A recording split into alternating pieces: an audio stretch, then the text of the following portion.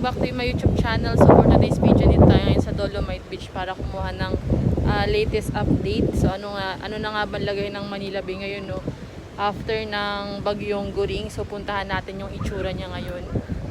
Ay, napakalaki pa rin ng alon niya.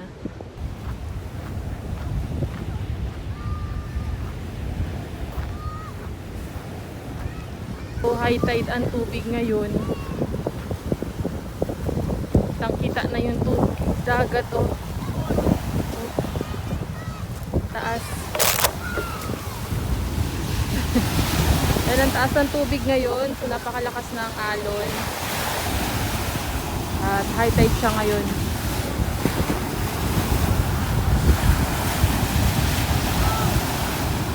So napakalakas pa rin ng hangin ngayon. Kahit medyo mataas na yung araw, no, napakalakas pa rin ng hangin. Kaya pati po yung paghampas ng alon, napakalakas din. Nagawa na rin yan siguro ng habagat, kaya ganyan siya kalakas.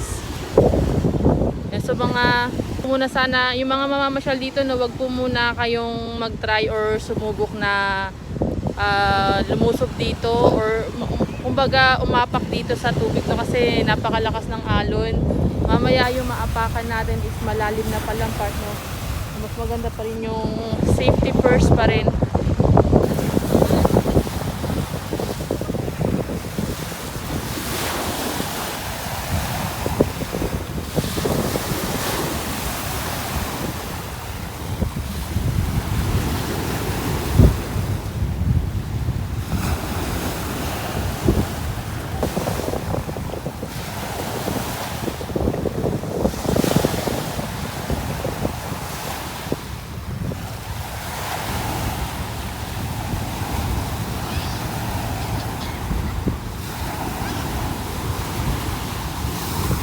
Latest update natin dito sa Dolomite Beach, no, pero may mga ano pa rin, may mga basura pa rin, marami pa rin diyan.